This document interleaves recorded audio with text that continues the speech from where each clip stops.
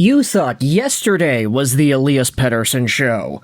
Well, we're diving into more today because of what Elliotte Friedman went out there and said on Donnie and Dolly earlier this morning. It's Monday, so of course, Friedge is on the Donnie and Dolly program. The Vancouver Canucks are the worst-run franchise in the NHL right now, according to the polls over here. And there is an extended conversation to have about Canucks' $11.6 million forward EP40. So let's introduce the context here. The video that was posted on Donnie and Dolly's own Twitter account says that Friedman would suspect there's going to be a sit-down conversation with Pettersson after the year, and there's gotta be a discussion about where this is going and what the options are. Yes, that's right. Elliotte Friedman is giving us the latest on the potential of an Elias Pettersson trade in a season where the guy, at 27 years old, is making $11.6 million a year. He's gotten himself 49 points in 72 games played, on pace for 50 points throughout the course of the entire season. Last year, he had 45 points in 64 games, which I can't even tell off the top of my head which season is superior. One of them, he's playing on literally the worst team in the NHL. The other, he was going out there and fighting with the other top center on the team. So, for Pettersson's sake, it has not been a good 24 months for the guy. And Rick Dhaliwal went out there and posted some of the updates from Friedman on the show as well. Friedman spoke out about changes in Vancouver at the coach and GM level. I don't see them making changes till they have replacements, and I don't think they have replacements right now. He did hear, however, there could be changes with the scouting staff of the Vancouver Canucks. And that's not necessarily new info because we have heard some of the potential movement that could be done with the scouting staff. A lot of these guys don't have contracts for next year, so there is the possibility that there is a change in direction there. But Dhaliwal also tweeted this too. Elliotte Friedman on Donnie and Dolly. Will the Canucks have a serious sit-down with Elias Pettersson after the season? A real conversation? And put everything on the table? Are you committed? Can we make it work in Vancouver? Are there places you are willing to go? Let us know. They're asking the wrong person. They should be asking PD's wife. Pettersson isn't waving without his wife's approval. You think she wants to shoot content in Carolina over Vancouver?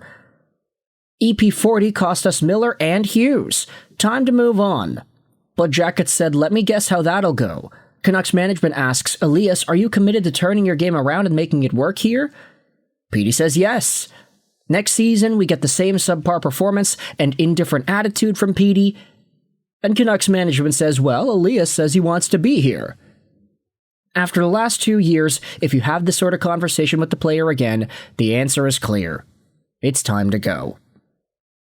So, there are a variety of responses from Canucks fans on this Rick Dhaliwal tweet. But to really put a bow on all of it, I wanted to head over to Canucks News Summaries and their summary, because as Canucks News Summaries has been doing throughout the past few years, they've been providing us with the scoop in a readable format, which gives us the benefit of being able to see the words on screen. This, of course, is summarizing the same Donnie and Dolly hit with Elliotte Friedman at the fold. So, once again, big shout out over to Canucks News Summaries for always giving us the scoop. There's a conversation on Scott Oake, him and his retirement, awards voting, and Elliotte Friedman goes out there and talks about the Canucks as well. The worst-run franchise poll reflects the standings. The Canucks' position is where it is when you lose. When people say the Canucks don't have a direction, it's because they really pivoted in the middle of the season. The Canucks know they have to rebuild.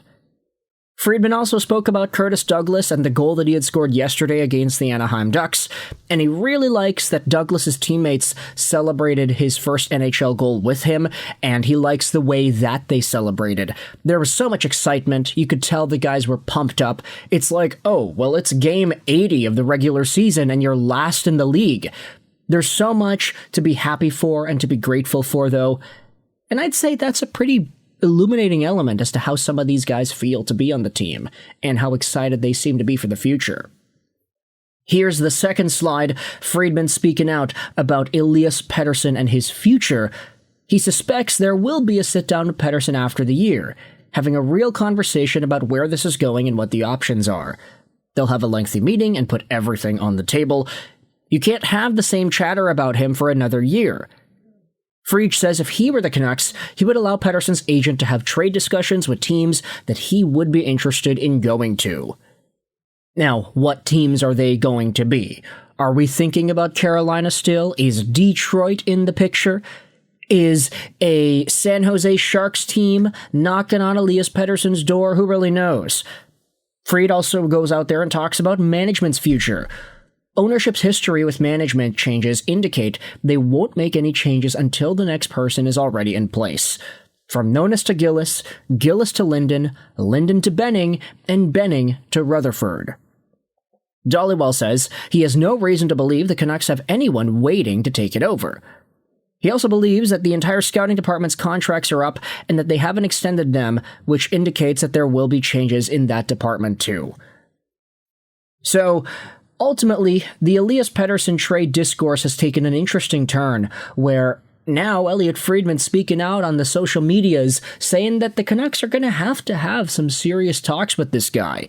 Is he committed to fixing everything and pulling his jockstrap back up to the point where he can become an effective NHL point producer once more? Pettersson was at the top of the mountain at one point. When Andrei Kuzmenko was on his wing, he was scoring 100 points a year. He was already a 30-goal scorer at that time. And I'd say the $11.6 million AAV contract for a guy with this profile, for a guy that was 24 years old at the time, there was so much potential with Elias Pettersson. You would expect 100-point seasons every year. And heck, even the season after, he had 89 points in 82 games. That's a downgrade from 102. But might I remind you, the first half of this 23-24 season, we saw Miller, Petey, and Hughes all at the top of the NHL in points, literally. There was a period at the end of October or at the start of November where all three of these guys were tied in points for number one in the league. The Canucks were just a wagon that year, and there was this idea where it was like, okay, well, if Miller, Petey, and Hughes are all scoring at a 100-plus point pace and they keep it up, 11.6 might not be too bad for Elias Pettersson when discussing the hypothetical yet-to-be-signed contract at the time. Now it's like, well, he's producing half of that. He is not the same player. And with Elliotte Friedman, one of the most renowned insiders, going out there and saying that it's going to determine whether or not Elias Pettersson actually has a future in Vancouver, I think that's interesting. So you can let me know your thoughts in the comments section below. How do you feel about this Friedman-Pettersson trade update? Where do the Pettersson conversations end up going? And when it comes to whichever teams Pettersson could be interested in going to, what teams do you think those are? Let me know your thoughts in the comment section below. I hope you enjoyed this video. Sign on, and bye.